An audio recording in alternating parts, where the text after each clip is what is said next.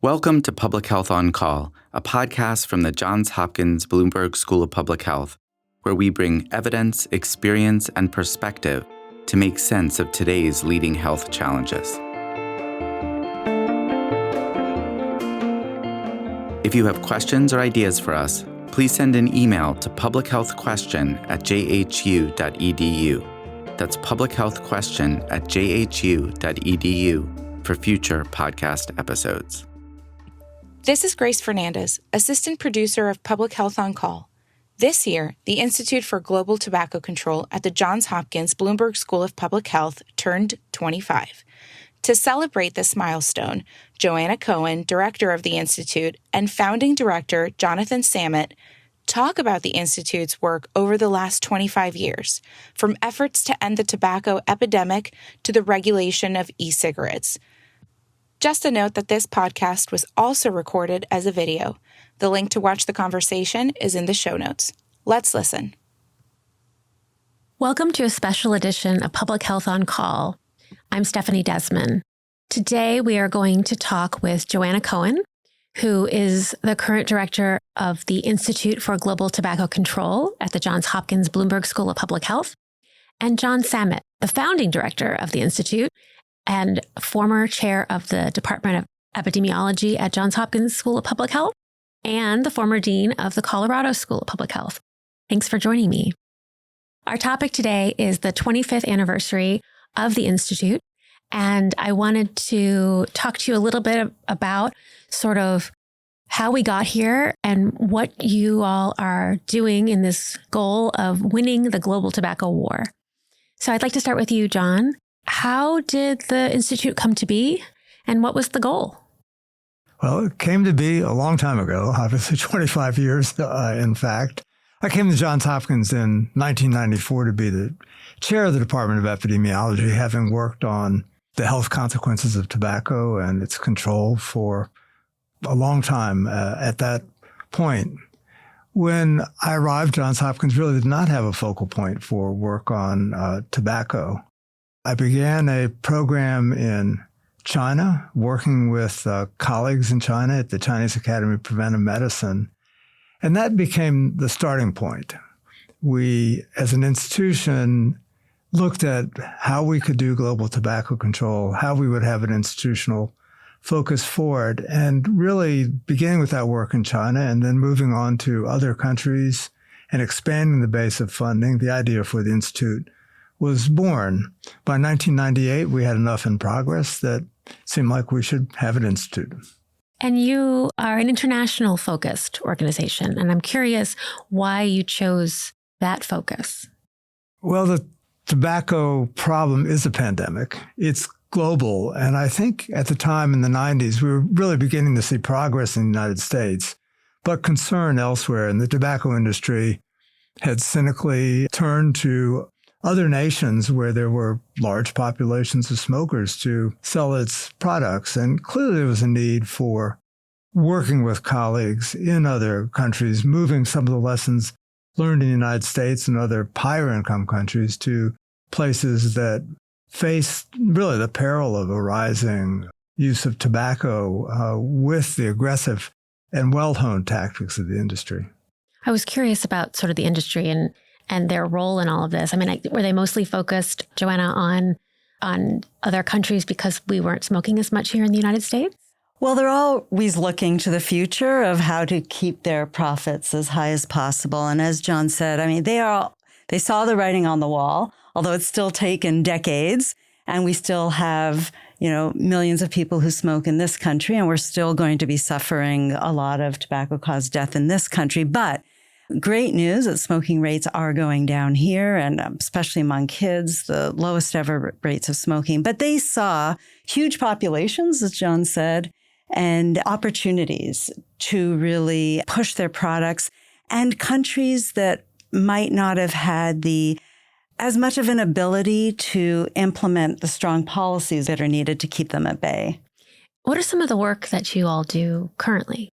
I'm so excited about the work that we're doing now. And maybe I'll just say, John is a world-renowned sort of lung specialist, epidemiologist, and he focused a lot on sort of the health effects of active smoking, passive smoking, and the importance of smoke-free public places. My work has been more focused on policy, and we're looking at more of the marketing tactics of the tobacco companies, how they package their products, how we can counteract that with very effective health warning labels, plain and standardized packaging of cigarettes and other tobacco products. We're also looking at litter of tobacco products. I mean, I think we've all had the experience of walking down the street and seeing an old pack of cigarettes on the ground. Well, in some of these countries, India, for example, not only do they have cigarettes, but they have smokeless tobacco in sort of non-biodegradable plastic packs. And those are all over the ground. So it has a huge environmental impact. But what we're also seeing is that it's a form of post-use marketing because you still see the brand name and the packaging on the ground. So those are, just a smattering of a couple things that we're working on. So I'm curious, we were talking before we pushed the button to record. And John, we were talking about sort of what it was like back then, that you could smoke on a plane. And you were saying that that's only been since with the late 80s, I guess, that's no longer allowed. And I'm curious if you could sort of paint a picture of what it was like in the U.S. and what it looks like today. Well, it would be a picture of smoke to no smoke, I think, in summary. But looking at the change, I mean, of course, smoking was the norm. And if you look at about 1960, we had a majority of men smoking and probably a third of women smoking. And it was ubiquitous. When I trained in medicine, people smoked in the hospital. The so-called nursing station where people wrote in charts was smoke-filled. Some specialties made rounds with cigarettes in their hands, leaving them outside on a railing, burning away and coming back out and grabbing their cigarette. Instructors who smoked in class. So the world was completely different. I will say, Joanna mentioned early work on smoke-free environments, secondhand smoke.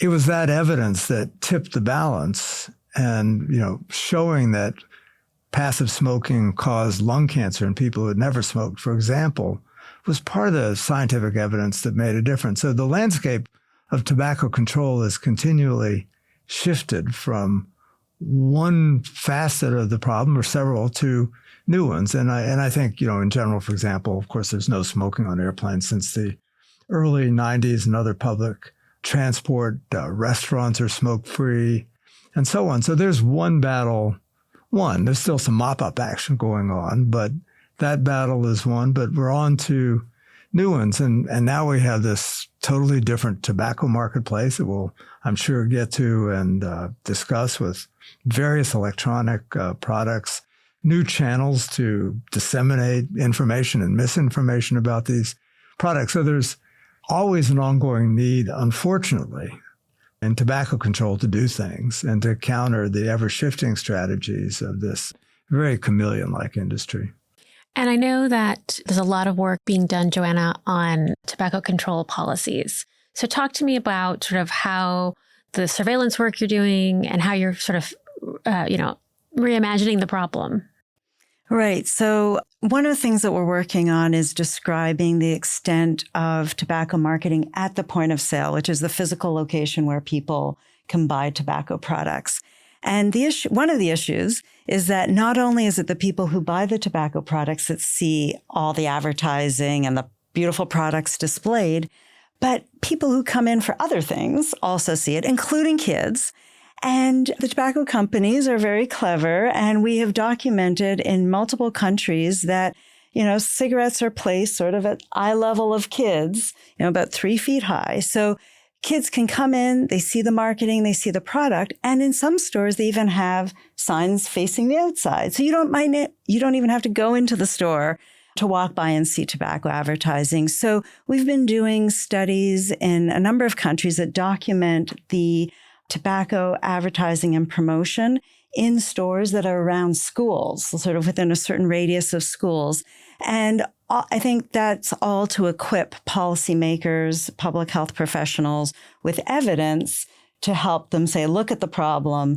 We have to do something about this. Mm-hmm. How receptive are governments in other countries to this sort of policies? Every country is different, and it depends on the time and the context.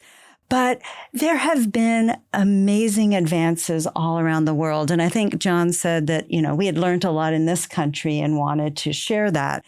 But, in the past couple of years, a few colleagues and I wrote a paper of some of the innovations that have happened, not just in other countries, but in low and middle income countries that have gone way beyond us. So, for example, health warning labels on cigarette packs. We currently have, you can't see the health warning label, right? It's on the side, by the way, in text. But you have other countries, including some low and middle income countries, that have big picture warnings that catch your attention, that helps you remember. They give you an emotional response. This is the first country that implemented plain and standardized packaging. This is Australia. So big picture on the front, big, picture warning on the back. There's yellow on the side.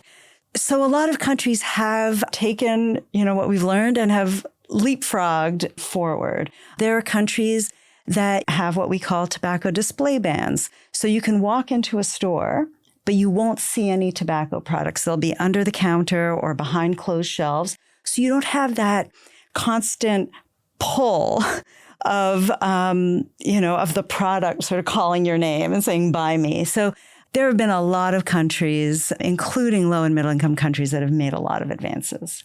I know your early work was in China. Can you talk about sort of where they are and where they've come from? I'll talk and then I think ask Joanna to chime in. I think the remarkable thing about China is that it's the government actually that makes and sells the cigarettes primarily through its state monopoly, China National Tobacco. So the situation is somewhat unique. There were prior national monopolies. Japan Tobacco, for example, was a national monopoly. I think Vietnam still has one. And in China, when I first started working there, probably 60, 70% of men smoked. Fortunately, only a small percentage of women smoked, which seems to still be true, although I've always worried that this large number of young Chinese women would be an attractive target. They certainly are for the industry. Smoking has dropped somewhat, but it's still a huge problem in China. And the government still generates substantial revenues from tobacco in spite of the changes in its economy. And several of the provinces are quite dependent on tobacco tax revenues for their operations. So China has a long way to go. I think there's an understanding that, in fact, the government is generating illness. But the problem, I think, remains one for them to solve. But perhaps Joanna has more recent understanding. It's still a huge problem, but there have been some successes. So Beijing, for example, is 100% smoke-free. There have been some other big cities and work in some of the provinces to go 100% smoke-free. So, it's much more challenging because of the issues that John has mentioned, but there's progress. There are a lot of people who care and who are working on this just as hard as people in this country have been working on the issue. I will say anecdotally, I remember sitting in a prior airport in Beijing in a restaurant in the non-smoking area, if you will, surrounded by cigarette smokers. And we asked the waitress about this, and she came and just shrugged her shoulders. But when the new airport opened, there was actual enforcement. That was probably 20 or more years ago now, but there is adherence now to non-smoking where smoking is not allowed. It's interesting that you have such an uncooperative government, for example, in China, because they profit off of it. Is that one of the obstacles that you face when you're looking at other countries, that the government can profit off it, so they're not as inclined? It's not just that. I mean, I have to show that. So this is our cigarette pack in this country. Right. There's no health warning label. There's no picture on it. We're still waiting. We've been promised since 2009 with the Tobacco Act that there'll be picture warnings on our packs. We're waiting. So, of course, there are those direct financial factors, but there are a lot of, there's the tobacco industry lobbying, lots of money poured into, try and keep their sales as high as possible. the tobacco industry still wields political influence, perhaps not nearly so blatant as before, but it's still there. So let's talk about e-cigarettes. Now, they're not tobacco, but they're definitely addictive. And I'm wondering if you could talk to me about sort of the evolution of that and why our kids are now vaping.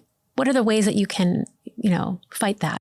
Well, so there's actually a long history of the tobacco industry turning to electronic products. There was an early product, Premier, probably 30 plus years ago, for example, that was test marketed that did not work out. This current generation dates to a patent in China in 2003. And I think what's remarkable is how quickly these devices have spread, the technology has advanced, and essentially the e-cigarettes are able to give an aerosol that's exactly the right size to go deep into the lung. And what, of course, they deliver is nicotine, and in ways that are tolerated by adding flavorings, because nicotine itself is irritating. Just one other comment is there's another generation of products, the so-called heat not burn products, like IQOS, IQOS, that heat tobacco more or less and drive off a vapor that is then inhaled without combustion and not as an aerosol, but as a vapor. And you've done research into vaping.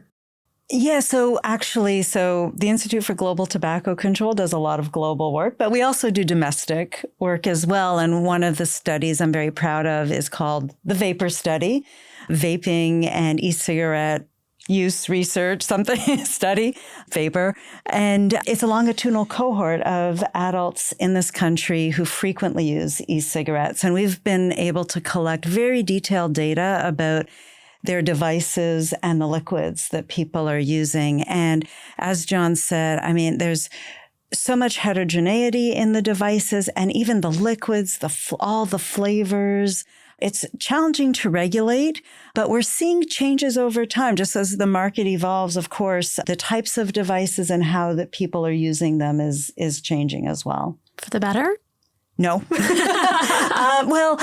This is the thing. It could be for the better. We all want to help people who smoke quit cigarettes, right? And potentially e-cigarettes could do that. But the challenge is our regulatory system. And when you have these products available everywhere, advertised through social media, which I think you were hinting at previously, with the fun flavors that are attractive to kids, that's not a product that's geared towards helping people quit. So that's not the message that we're giving. And we have no guidance for, if someone wanted to quit, which of all these thousands of devices and liquids should someone use, right? So we don't have that evidence yet of what physicians can recommend to their patients who want to quit.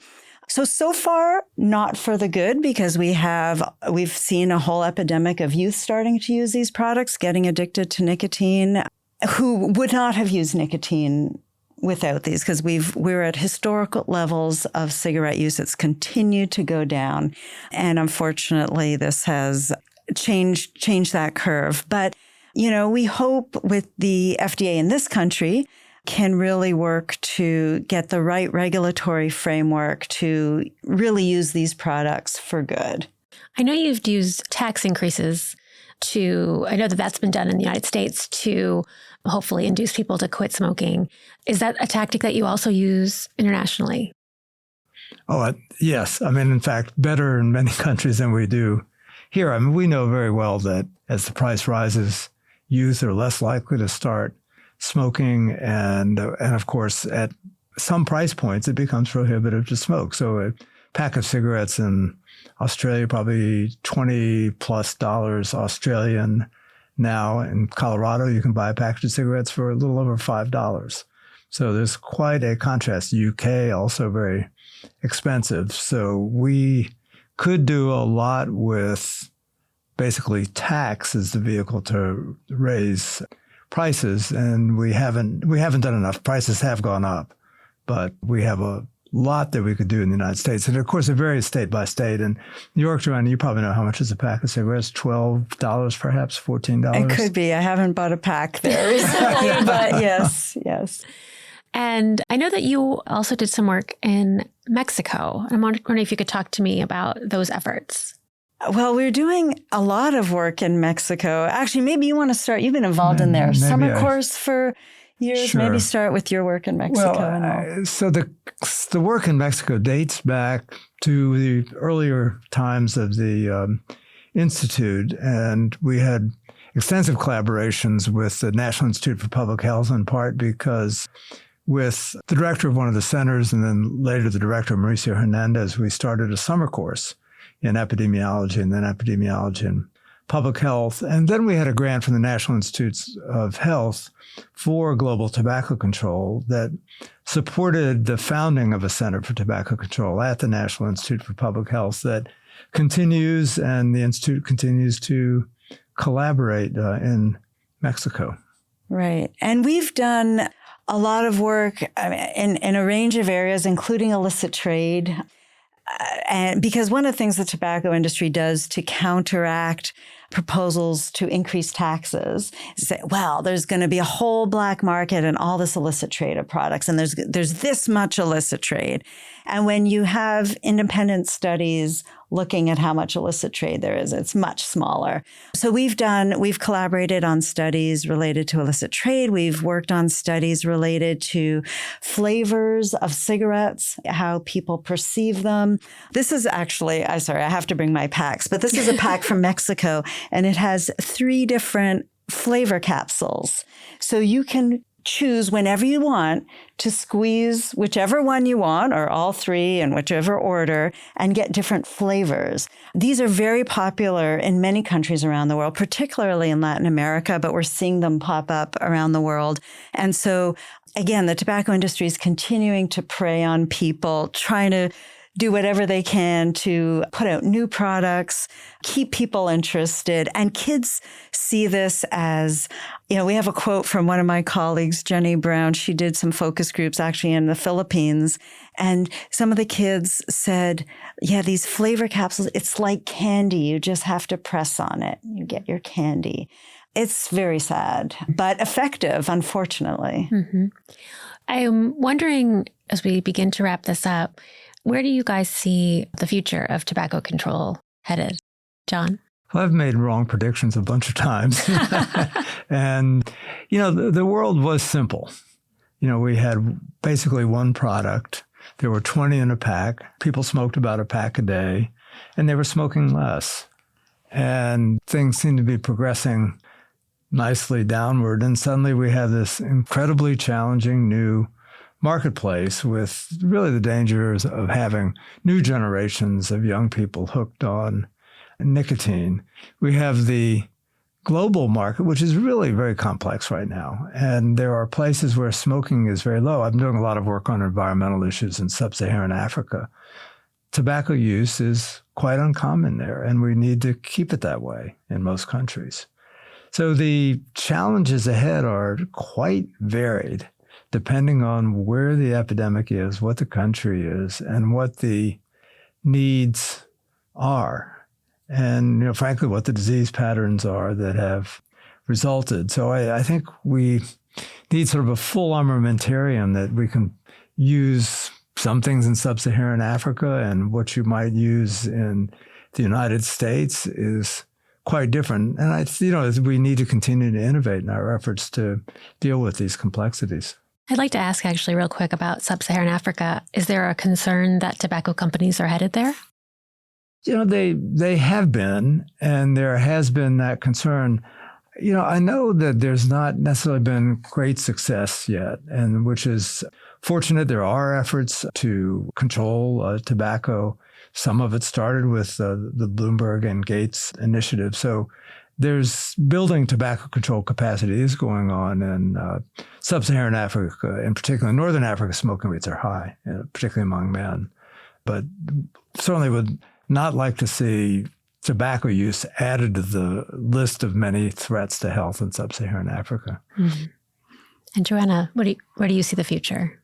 Well, I have to be optimistic. Good. I've been doing this for over 30 years, you much, much longer.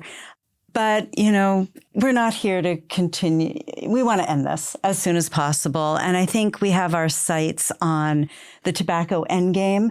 We're talking about it in this country, and people around the world are talking about how we can end the tobacco epidemic as fast as we can.